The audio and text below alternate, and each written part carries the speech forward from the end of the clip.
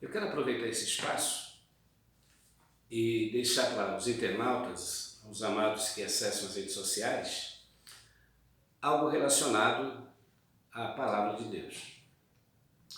Como todos nós sabemos, a Palavra de Deus sempre foi rejeitada pelo próprio povo judeu.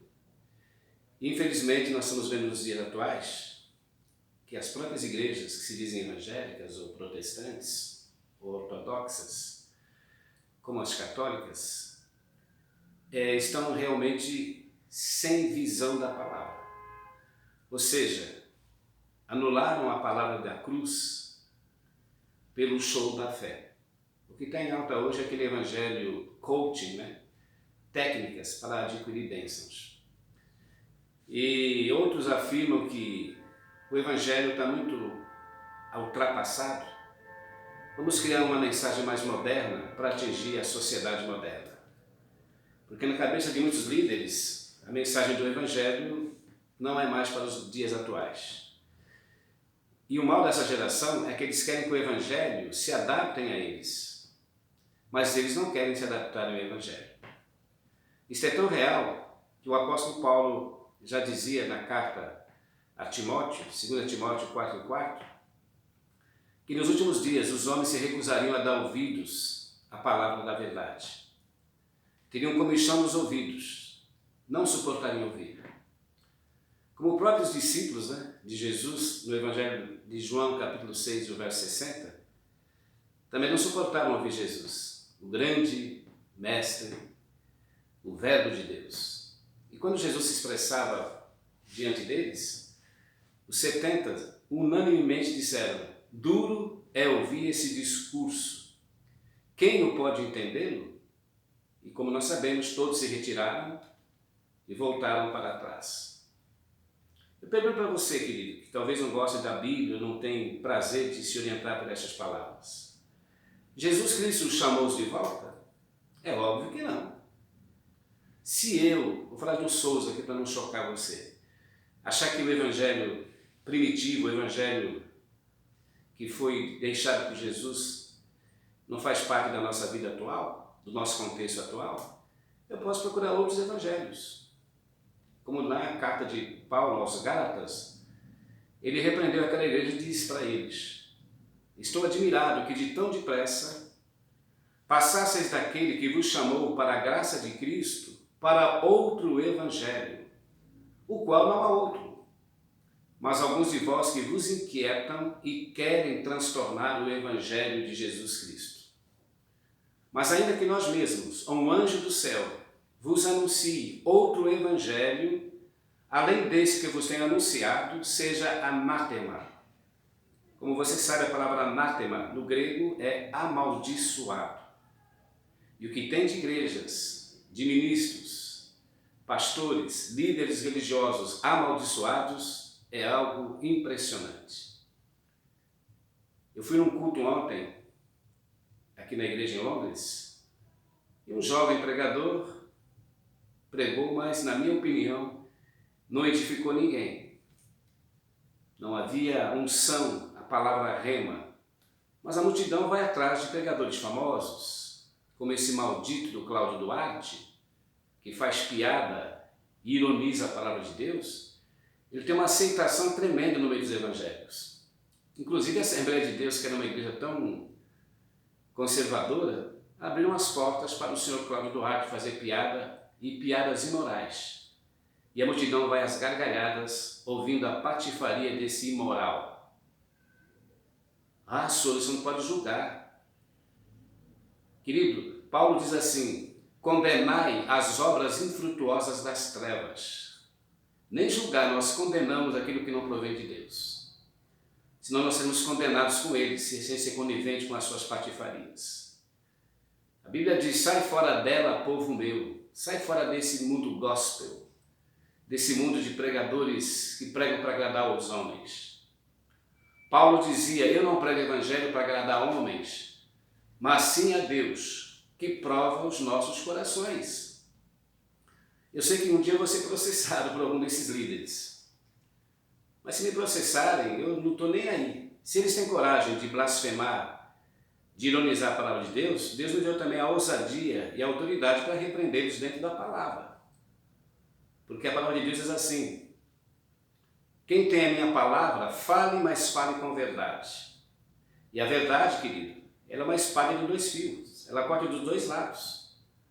Paulo diz que a palavra de Deus é uma espada de 2 fios que penetra na divisão da alma, das juntas e medulas, e é apta para discernir os pensamentos dos homens. Deus conhece as reações de cada líder, de cada pastor que está numa igreja, se ele prega dentro da unção da palavra ou ele prega elaborando uma mensagem para segurar o povo na igreja, ou atraí-los. Jesus não segurou os 70 foram embora.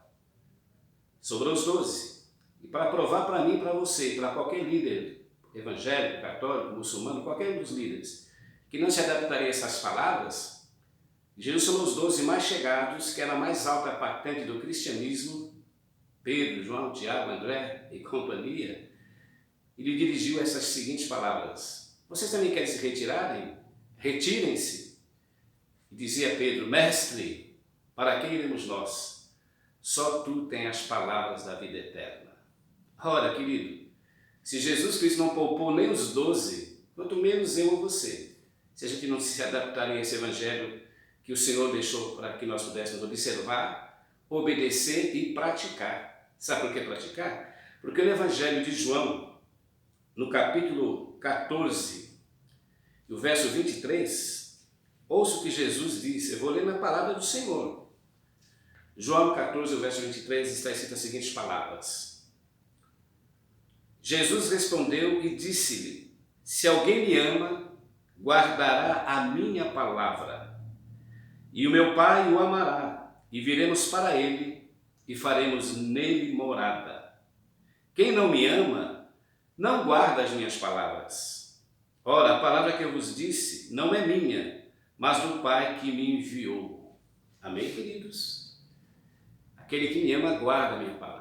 E o meu Pai o amará, o honrará. Viremos para ele e faremos nele morada, através do Espírito Santo.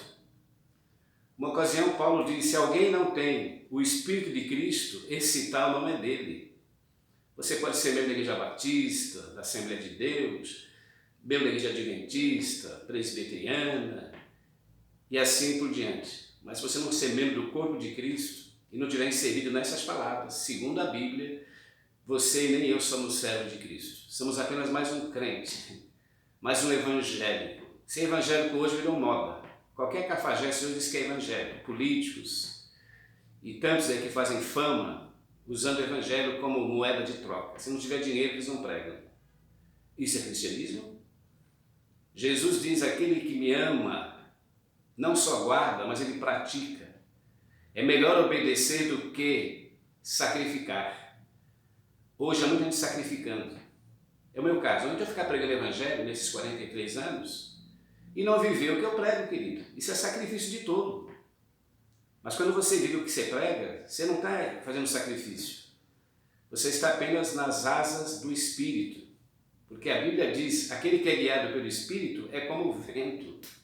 Não sabe de onde vem nem para onde vai. Assim é aquele que é guiado pelo Espírito Santo. Porque a palavra está gerando dentro dele o verdadeiro cristianismo. Como dizia Paulo: eu não vivo mais, mas Cristo é que vive em mim. E a vida que eu vivo agora na minha carne, vivo-a na fé do Filho de Deus que me amou e se entregou por mim. Mais uma pincelada aqui em relação à palavra. Eu vou ler lá no Velho Testamento, há mais de 2.700 anos atrás. 700 anos antes de Cristo, já havia aqueles que não se sentiam bem em se orientar pela palavra. Se diziam sábios, né? Nós somos sábios, a sabedoria está conosco. Não é o que acontece hoje no nosso dia a dia? Cada ministério diz: não, nós somos os mais entendidos, o nosso ministério que acontece, as bênçãos, é lá que você recebe o poder, o milagre. Tanto é que a Igreja Universal, esta máfia, tem o tempo de Salomão, eles anunciam na televisão: venha para o templo dos milagres. Até que ponto chega o ser humano? Chamar o templo dos milagres. Aquilo é uma baixaria, é comércio puro. não tem nada de espiritualidade e nem da palavra de Deus. Quer me processar? Processa. Mas a verdade prevalece. Ouça o que diz aqui, Jeremias capítulo 8 e o versículo 8. Como pois dizeis, nós somos sábios, e a lei do Senhor está conosco. Eis que em vão tem trabalhado a falsa pena dos escribas. Os sábios foram envergonhados, foram espantados e presos. Os que rejeitam a palavra do Senhor podem dizer que sabedoria teriam? Querido, como é que você pode dizer que você é sábio se você rejeita a palavra do Senhor? Eles vão ser espantados e presos, como diz a Bíblia aqui. Naquele dia muitos ministros vão dizer para o Senhor, Senhor, no teu nome curamos. Curaram. O nome do Senhor tem poder para curar. No teu nome expelimos demônios. Expeliram. Senhor, no teu nome fizemos maravilhas. Fizeram. Mateus capítulo 7, verso 21 em diante, no versículo 22, Jesus vai dizer-nos, apartai-vos de mim, porque eu nunca vos conheci, vós que praticais a iniquidade. Essa advertência para mim também, querido, e para todo ser humano que se diz cristão, se diz apóstolo, que se diz profeta e pastor. Se nós não vivemos dentro das normas estabelecidas, dentro da palavra, nós seremos presos e espantados e até condenados. Quando o Senhor falar, apartai-vos de mim, não tem mais volta. Mas hoje nós podemos consertar o nosso altar. Se alguém está fora das palavras, não vive uma vida autêntica e transparente, hoje o Senhor te diz, arrependa-te, sê pois zeloso e arrependa-te. Volte ao primeiro amor. Por que ele falou volte ao primeiro amor? Que quando o miserável como Souza veio lá das drogas há 43 anos, jogar nas ruas de São Paulo e do Rio de Janeiro, dormir nas ruas, quando eu busquei o Senhor eu vim com maior alegria, né? Primeiro amor, não é isso? A gente vem pianinho, mas depois que você começa a ter um certo grau de sabedoria ou de espiritualidade, você começa já a querer relaxar, formar um ministério para você, ficar famoso e rico às custas do bom nome de Jesus. Quantos miseráveis como eu vieram lá do mundão numa pior? Ninguém veio a Deus numa melhor, não. Depois não agradecem a salvação. O povo quer bênção material, quer status. Será que a salvação não é a maior bênção de todas?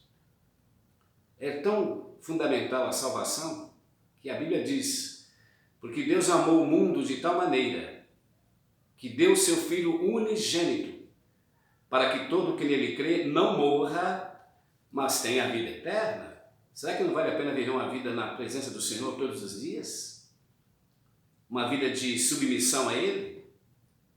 Uma vez Jesus diz, por que vocês me chamam de Senhor, Senhor, e não façais o que eu vos mando? Há pessoas que não fazem o que o Senhor manda. Que é ter uma vida de adoradores, que adorem o Pai em espírito e em verdade. Você fica num templo 2 horas, né? No máximo. E as outras 22 horas quando estamos fora do templo? É lá que você vai provar que você é um adorador de fato. Na igreja todo mundo é crente, todo mundo é evangélico. Aleluia, né? Glória a Deus. Mas saiu lá fora e eles perdem a conexão com o Senhor. Por isso que Jesus diz, esse povo honra-me com os lábios, mas os seus corações estão longe de mim. E em vão me adoram, ensinando doutrinas e preceitos que são de homens. O Senhor falou essas palavras há mais de 2000 anos, e o que Ele falou está se cumprindo na íntegra. O que está em alta hoje é doutrina de homens. O evangelho coaching, o evangelho da afirmação positiva, eu quero, eu determino, eu recebo. Só recebe bênção, agora receber a ordem do Senhor, as pessoas não querem receber. Qual é a ordem do Senhor? Ide por todo mundo e pregai o evangelho a toda criatura. De graça recebestes, de graças dai. Será que nós estamos fazendo isso? E pregar o evangelho não é nenhum mérito nosso. Não faz nenhum favor para Jesus. Pregar o evangelho é uma honra. É uma dádiva que o mortal deve reconhecer que o Senhor nos chamou para viver como ministro dele. Você quer a maior honraria do que é essa? Ser ministro do rei? Ministro da palavra? Diz que os anjos queriam pregar essas palavras, não foi dado a ele esse direito. Foi dado à igreja que ele comprou com seu sangue. Então, querido, ninguém faz nenhum favor para pregar o evangelho. Tanto é verdade que o apóstolo Paulo diz, ai de mim se eu não pregar o Evangelho, porque a mim foi-me imposta esta obrigação. Então, pregar a palavra de Deus é uma obrigação, um dever. Porque um dia o Souza aqui vai para o túmulo, a não ser que o Senhor arrebate a igreja. Mas o meu corpo, o seu corpo, diz que a carne e o sangue não herdarão o reino dos céus. O que você tem feito com o seu corpo nesses últimos anos como cristão? Paulo diz uma vez sobre o corpo: ofereçai os vossos corpos como sacrifício vivo, santo e agradável a Deus, que é o vosso culto racional. E o que falta hoje nas igrejas, dos membros que se dizem evangélicos ou católicos ou qualquer religião, é um culto racional, um culto de sabedoria. Mas se rejeitam a palavra do Senhor, que sabedoria, pois, o teriam? Amém?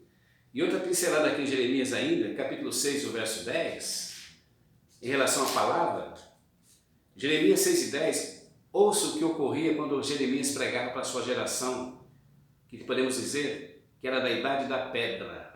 Eles não tinham o que nós temos hoje no século XXI. Tanta atração, tecnologia, internet, naves espaciais, não tinha essa globalização dos dias atuais. E mesmo assim aquela geração reagia e dizia o seguinte, Jeremias 6 e 10, Jeremias indignado disse: a quem falarei e me comunicarei para que se ouça? Eis que os seus ouvidos estão tampados e não podem ouvir. Eis que a palavra do Senhor é para eles coisa vergonhosa e não gostam dela. Está na sua Bíblia, querido. Examine as Escrituras. Olha, se aquela geração de 2.700 anos atrás tapava os ouvidos para não ouvir essas palavras, e era para eles coisa vergonhosa, e não gostavam dela, será que essa geração do século XXI se adapta a essas palavras? Amam essas palavras? Lembra que Cristo falou? Quem me ama, guarda. Não só ouve, mas guarda e pratica. Você entendeu aqui que Jeremias falou? Os seus ouvidos estão tapados. E Paulo, lá na segunda carta a Timóteo, capítulo 4, diz que nos últimos dias os homens se recusariam a dar ouvidos à verdade. Teriam comichão nos ouvidos. Está vendo? Que Deus tenha misericórdia dessa geração de crentes carnais. A maioria dos crentes hoje, falo sem medo de errar, a maioria é tudo carnais. Crentes oportunistas, crentes que querem aparecer, querem ser os donos da verdade. É isso que determina a bênção, né? Hoje tem muitos pastores ao redor do mundo, parece que eles são os donos da igreja. Tanto é que o vice-presidente, pode ver a maioria das igrejas, é o filho. Parece que virou uma sociedade anônima as igrejas hoje. Um pregador que é humilde, que tem a unção de Deus, eles não querem que ele pregue lá. Eles preferem chamar um pregador lá do Brasil, paga lá uma quantia exorbitante para ele vir pregar, com hotel 5 estrelas, passagem aérea ida e volta, mas aquele que Deus usa eles rejeitam. Mas amém por isso. Amém porque o mundo é grande, isto é, a seara é grande. Eu não sou um pregador dentro de igreja não, querido. Eu gosto de estar na igreja, eu gosto de estar louvando a Deus e cooperando nos ministérios. Mas se os ministérios me rejeitarem, eu tenho certeza que Deus não me rejeitará. Porque Jesus disse, o que o coração está cheio, a boca fala. E quando a gente está cheio do Espírito Santo, você fala no metrô, dentro dos trens, nas ruas, nos presídios. O que não falta é a alma para evangelizar, queridos. Eu vou ficar brigando para ver quem vai pregar no domingo numa igreja? Não estou nem aí se alguém não me convidar. Eu tenho convicção que o reino de Deus, ele está dentro de nós. Não é assim que diz a Bíblia? Buscai primeiro o reino dos céus e a sua justiça, e as demais coisas lhe serão acrescentadas. Não é assim a oração do Pai Nosso? Venha a nós o teu reino, seja feita a sua vontade, assim na terra como no céu. Então a gente vive por fé, não por vista, não por admirar os grandes ministérios, os grandes pregadores. Eu não admiro nenhum pregador. O único que eu admiro chama-se Jesus Cristo. Por isso que Jesus falou, a ninguém chamais de mestre, porque um só é o vosso mestre. Só Jesus é que pode nos dar direção e sabedoria nessas palavras. Por isso que Paulo dizia: eu reputo a minha sabedoria como esterco para alcançar a sabedoria de Jesus Cristo. E olha que Paulo não era qualquer pregadorzinho de rua como eu, não. Ele era doutor da lei. Estudou aos pés de Gamaliel, que era o top dos teólogos da época. Ele tinha várias cidadanias, judaica, hebraica e romana. Falava vários idiomas. Foi o homem que mais escreveu as cartas do Novo Testamento. E era humilde. Para terminar, sobre humildade, para esses pregadores, esses pastores, esses apóstolos do século XXI, que são a maioria picaretas, aprenda o que Paulo diz na carta aos Efésios, capítulo 3 e o verso 8. Paulo diz o seguinte: eu sou o mínimo de todos os santos, não sou digno de anunciar o evangelho de Jesus Cristo. Ora, querido, se Paulo se considerava o mínimo, imagine eu e você. Pense nisso. Que Deus te abençoe. Fique na paz de Jesus Cristo. Fique com Deus.